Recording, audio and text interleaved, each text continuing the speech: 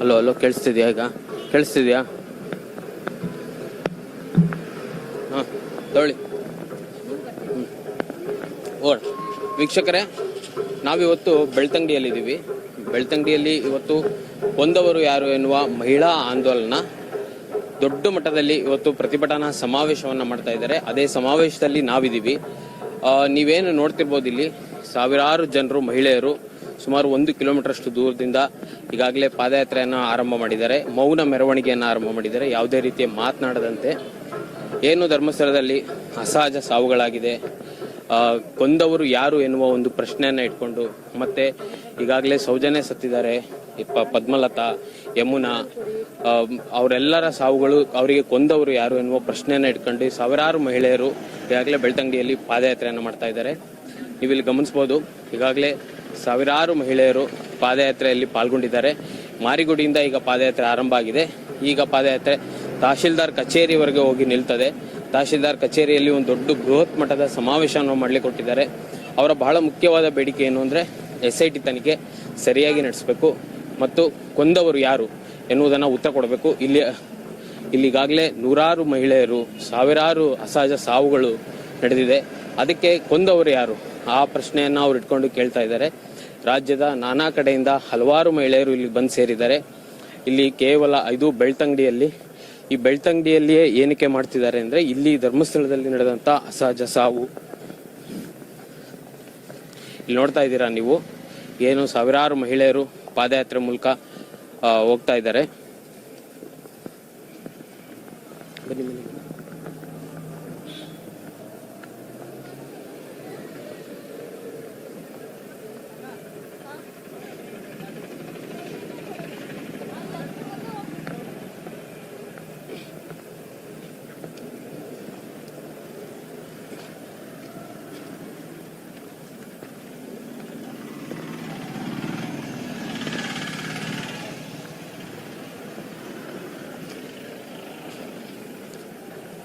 ವೀಕ್ಷಕರೇ, ಇದು ಮೌನ ಪ್ರತಿಭಟನೆ, ಮೌನ ಮೆರವಣಿಗೆ ನಂತರದಲ್ಲಿ ಅಲ್ಲಿ ವೇದಿಕೆ ಸಿದ್ಧವಾಗಿದೆ ತಹಶೀಲ್ದಾರ್ ಕಚೇರಿ ಹತ್ರ.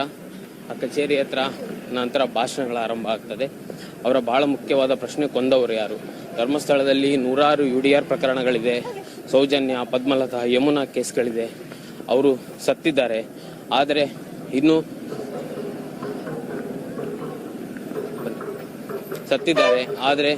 ಅವರಿಗೆ ನ್ಯಾಯ ಸಿಕ್ಕಿಲ್ಲ. ಮತ್ತೆ ಕೊಂದವರು ಯಾರು ಎನ್ನುವುದು ಇನ್ನೂ ತನಿಖೆಯಲ್ಲೂ ಸಹ ಸಿಕ್ಕಿಲ್ಲ.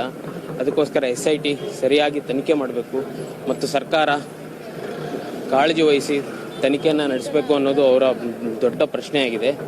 ಅದೇ ರೀತಿ ರಾಜ್ಯದ ನಾನಾ ಕಡೆಯಿಂದ ಹಲವಾರು ಮಹಿಳೆಯರು ಇಲ್ಲಿ ಬಂದು ಸೇರಿದ್ದಾರೆ. ಇಲ್ಲಿ ಕೇವಲ 1, 2, 3 ಸಂಘಟನೆ ಅಲ್ಲ, ರಾಜ್ಯದಲ್ಲಿರುವ ಎಲ್ಲ ಮಹಿಳಾ ಸಂಘಟನೆಗಳು ಇಂದು ಕೊಂದವರು ಯಾರು ಎನ್ನುವ ಪ್ರಶ್ನೆಯನ್ನು ಮಾಡ್ತಿದ್ದಾರೆ. ಇದೊಂದು ಇತಿಹಾಸ ನಿರ್ಮಾಣವಾಗುವ ದಿನ ಅನ್ಸತ್ತೆ. ಯಾಕಂದರೆ ನೂರಾರು ಮಹಿಳೆಯರು, ಸಾವಿರಾರು ಮಹಿಳೆಯರು ಇಲ್ಲಿ ಬಂದು ಸೇರಿರೋದು ಬೆಳ್ತಂಗಡಿಯಲ್ಲಿ ಇದೊಂದು ಇತಿಹಾಸ ನಿರ್ಮಾಣವಾಗುವ ಕಾಲನೇ ಆಗ್ಬಹುದು ಅನ್ಸತ್ತೆ.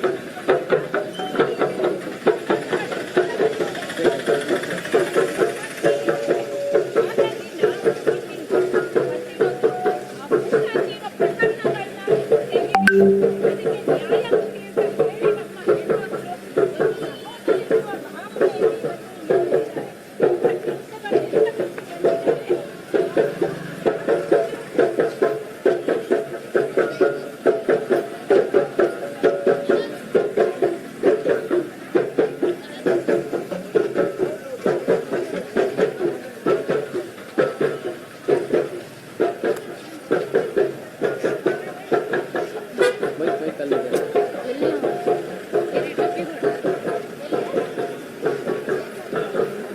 ಹಾ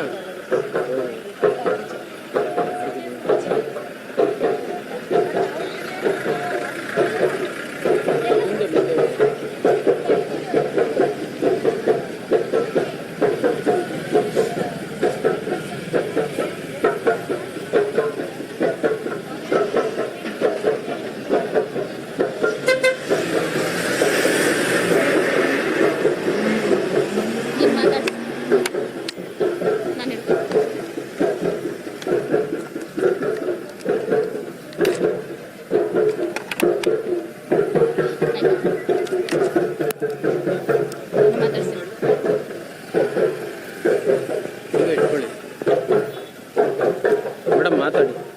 ಮೇಡಮ್ ಏನಿದು ಮೌನ ಮೆರವಣಿಗೆ, ಯಾಕಾಗಿ ಮಾಡ್ತಾ ಇದ್ದೀರಾ? ಇವತ್ತು ಕೊಂದವರು ಯಾರು ಅನ್ನೋ ಪ್ರಶ್ನೆಗೆ ನಮಗೆ ಉತ್ತರ ಬೇಕು. ಮೌನ ಮೆರವಣಿಗೆ ಹೇಳಿದ್ರೆ ನಾವು ಮಾತಾಡಿ ಸಾಕಾಗಿದೆ. ಮಾತಾಡಿದ ಕೂಡಲೇ ಎಲ್ಲವನ್ನು ಷಡ್ಯಂತ್ರ ಹೇಳ್ತಾರೆ. ಇವತ್ತು ನಾವು ಇಲ್ಲಿ ಘೋಷಣೆ ಕೂತ್ಕೊಂಡು ಹೋದ್ರು ನಮಗೆ ಗೊತ್ತಿಲ್ಲ. ನಾವು ಕೆಲವು ಸಭೆಗಳನ್ನು ಮಾಡುವಾಗ ಕೆಲವೊಂದು ಗುಂಪುಗಳನ್ನು ಕಳಿಸಿ ಆ ಗುಂಪುಗಳಿಂದ ಏನೆಲ್ಲ ಹೋರಾಟವನ್ನು ಹತ್ತಿಕ್ಲಿಕ್ಕೆ ನೋಡಿದ್ರು.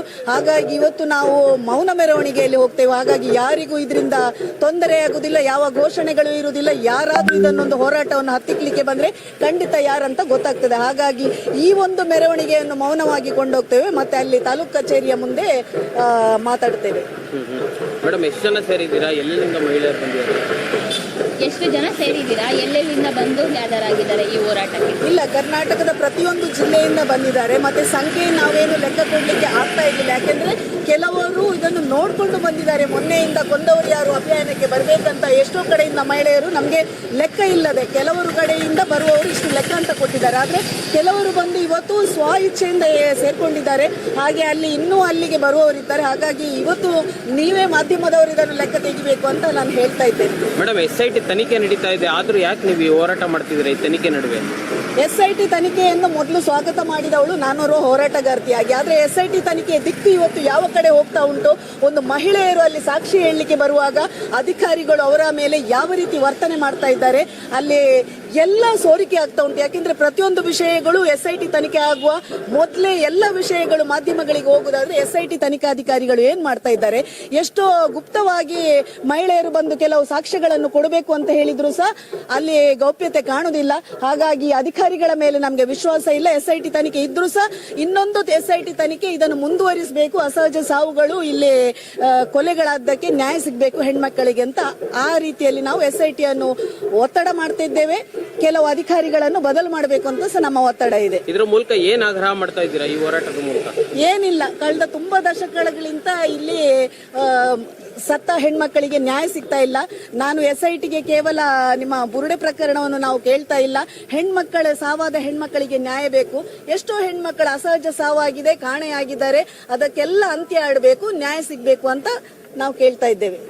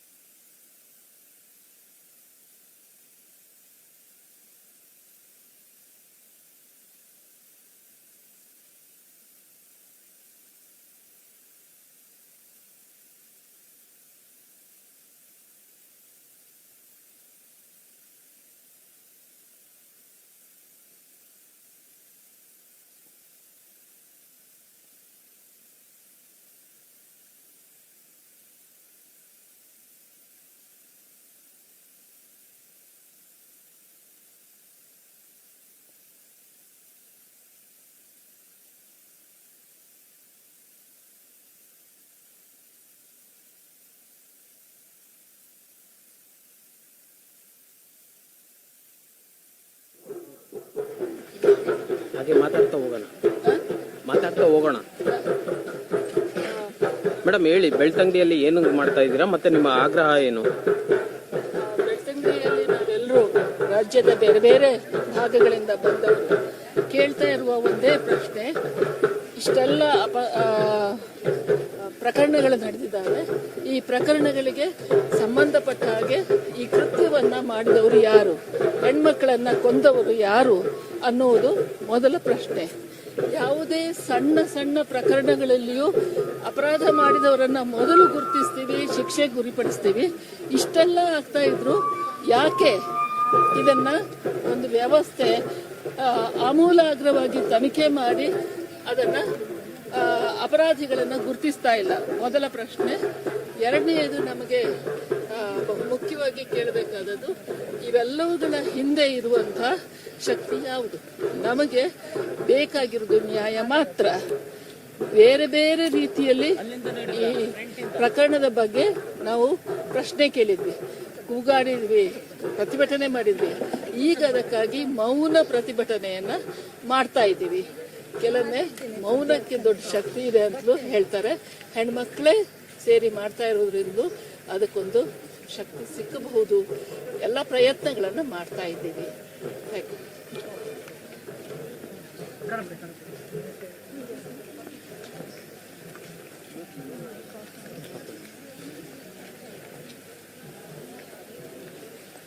ಅಲ್ಲಿ ಕಿತ್ತು ಬಿಡ.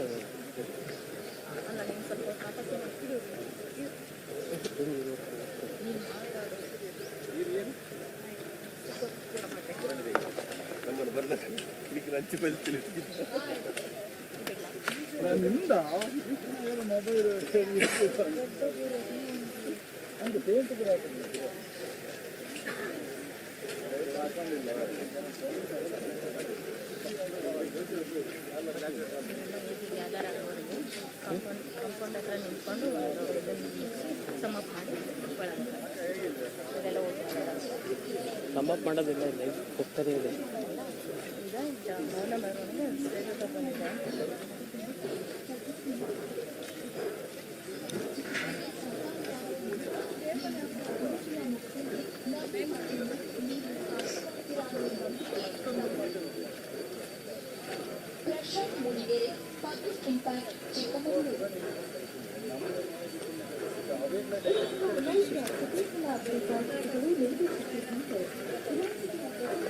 Digital Marketing Population Start.